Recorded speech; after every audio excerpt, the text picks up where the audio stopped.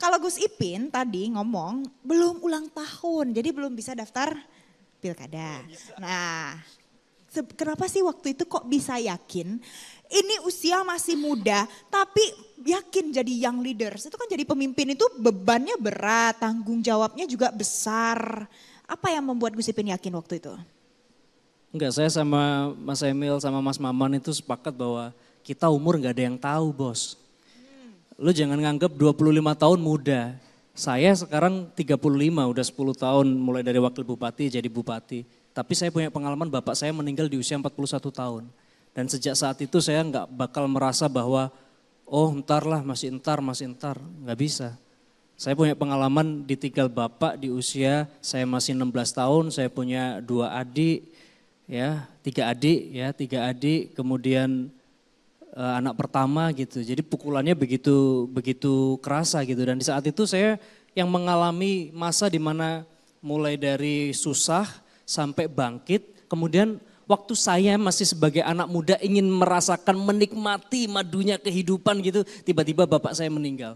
Dan waktu itu nggak gampang, usaha ditinggal semua. Supplier udah mulai ngerecokin gitu. Itu dulu kan yang struggle bapaknya, anaknya bisa apa, bla bla bla gitu. Jadi itu satu tekanan. Tapi dari semua cerita saya cuma pengen sharing ke teman-teman satu hal. Never comparing your story with the others gitu. Nggak usah kamu membandingkan jalan hidupmu dengan orang lain. Itu akan cuma nambah too much pressure. Kalau memang ada jalan ceritamu yang sama, ya sudahlah ambil inspirasinya, kamu jalan. Yang paling penting menurut saya dalam hidup itu kayak seperti yang disampaikan oleh Mas Maman tadi. Mas Maman bisa sukses karena dia selalu merasa bahwa takdir Tuhan itu pasti baik. Kadang kita itu kalau dikasih sesuatu, itu ngerasanya, wah ini udah kelar nih hidup kita, wah udah nih selesai kita.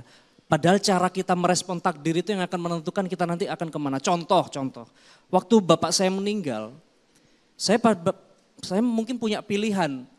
Oh saya mungkin mau memilih, ya udahlah menyerah, ya udahlah aku surrender sama kehidupan, ya udahlah aku nggak mau ngapa-ngapain. Mungkin dengan sisa warisan yang ada aku pengen menghambur-hamburkan ke apalah yang aku suka gitu ya sebagai bentuk pelampiasanku karena sebagai anak laki-laki yang dulu nggak pernah dapat kasih sayang bapak utuh karena bapak cuman isinya kerja. Bahkan saya waktu itu di Surabaya itu sekarang sampai tutup tempatnya. Ada tempat namanya Taman Hiburan Rakyat THR.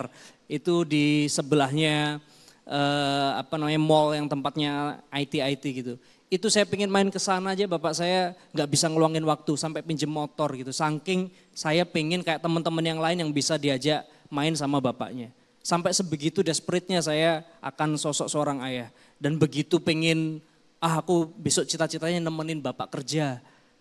Saya masih SMA, masuk kuliah, bapak meninggal. Nah maka kemudian saya sekarang menemukan momen bahwa oh ternyata momen yang paling saya syukuri dalam hidup saya adalah ketika bapak saya meninggal.